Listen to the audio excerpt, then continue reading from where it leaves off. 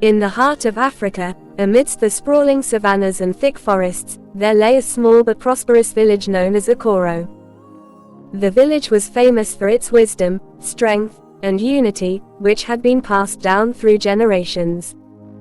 Akoro was ruled by Chief Obarajani, a wise and respected leader who was known far and wide for his fair governance and his deep understanding of the traditions and spiritual beliefs of their people. He had a beloved wife, Nana Eniola, and together they had a young son named Kofi. Kofi was a bright and inquisitive boy, loved by all. He spent his days playing in the village with the other children and learning from the elders.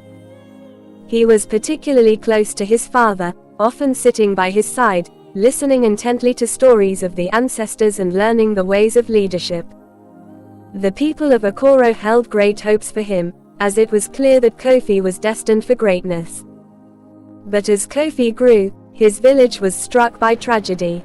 One dark night, when the moon was hidden behind storm clouds, a group of marauders descended upon Akoro. These were fierce warriors from a neighboring kingdom, notorious for the greed and cruelty. They sought to capture the chief's son, seeing him as a valuable prize to use in future negotiations with other tribes. Under the cover of darkness, they raided the village, taking Kofi with them, and leaving behind a trail of destruction. Kofi's mother, Nana Eniola, was devastated by the loss of her son, and Chief Obarajani, though heartbroken, vowed to one day reclaim his son. The people of Akoro mourned the loss, but they did not give up hope. They believed that one day, Kofi would return to lead them, and so they kept the memory of their stolen prince alive in their hearts. The marauders took Kofi to the distant kingdom, far beyond the jungles and mountains that bordered Akoro. The land was foreign to Kofi, and the people spoke in strange tongues. He was thrown into a life of hardship and forced to serve the very people who had taken him from his home. As the years passed, Kofi's life became a mix of labor, servitude, and survival. Yet, through it all, he never forgot where he came from. His mind remained sharp, and his spirit unbroken. The ruler of the Marauders' kingdom was a cruel and cunning man named King Adisa. He saw potential in Kofi, admiring the young boy's strength, intelligence, and resilience. When Kofi reached the age of 16, King Adisa brought him into the royal court. He made Kofi his advisor, impressed by his sharp mind and ability to quickly grasp matters of politics and war. Although he was still a prisoner, Kofi now had access to the inner workings of the kingdom. He learned the art of diplomacy, the strategies of warfare, and the subtleties of power. His wisdom and insight won the respect of the court, and soon, Kofi was one of the king's most trusted allies. Despite his newfound status, however, Kofi's heart remained with Akoro. He dreamed of returning one day to reclaim his birthright. Years passed, and Kofi grew into a young man of remarkable character. He had not only become a skilled diplomat and strategist but had also earned the respect of the kingdom's military leaders. One day, while observing a military campaign, he saw an opportunity. The kingdom he had been held captive in was vulnerable, weakened by internal strife and rebellion. Kofi saw that the time was ripe to escape and return home to Akoro. One stormy night, under the cover of darkness, Kofi seized the opportunity. He slipped away from the palace, evading the guards and making his way through the dense forests toward freedom.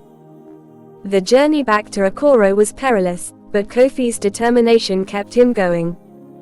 After weeks of traveling, he finally returned to the land of his birth. Upon his arrival, Kofi found that much had changed. His father, Chief Obarajani, had passed away during his absence, and his uncle, Chief Olenrawaju, had taken the throne. The village of Akoro was now ruled by this new leader, who had seized power when the old chief grew ill. The people of Akoro were not happy with Olenrawaju's rule, for he was a man of ambition, driven more by greed than wisdom. The villagers longed for the return of the true leader, the son of Chief Obarajani. Kofi, though older and wiser, was deeply troubled by the changes in his village. He realized that he had a rightful place as the heir to the throne, and he was determined to take it back. Armed with the knowledge he had gained during his years in the foreign kingdom, Kofi approached the elders of Okoro. He spoke of the injustices that had befallen his family and his people, of the darkness that had overtaken the land in his absence. The elders listened intently to Kofi's words and saw the strength in his spirit.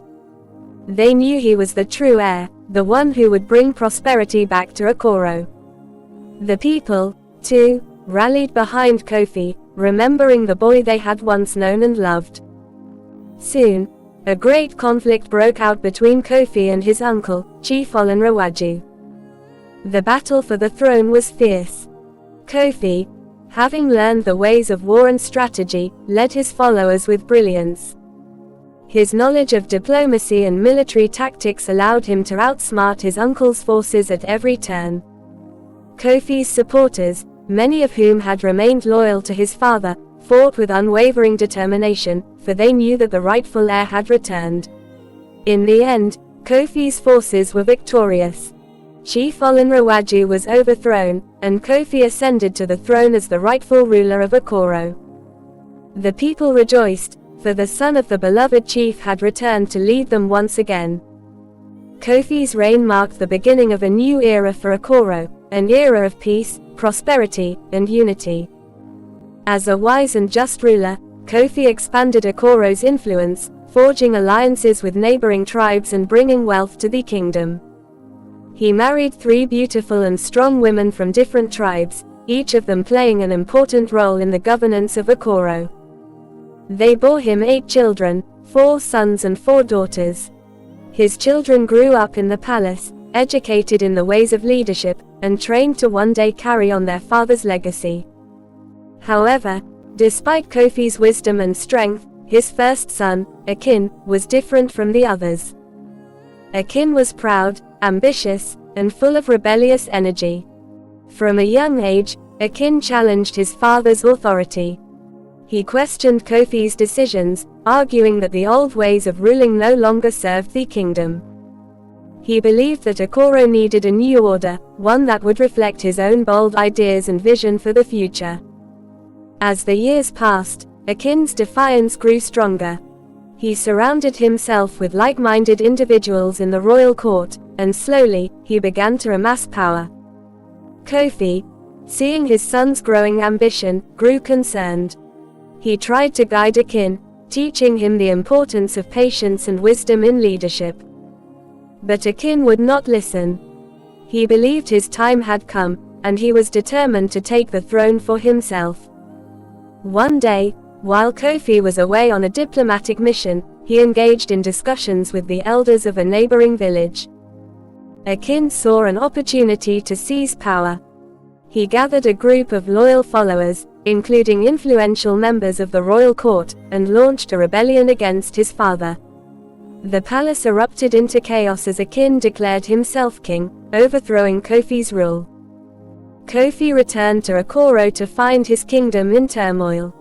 His son, the boy he had raised and loved, had turned against him. Akin's supporters cheered for the young prince who had risen to power, while Kofi's loyalists were left to mourn the fall of the beloved king. Kofi, though heartbroken, knew that he could not fight against his own blood.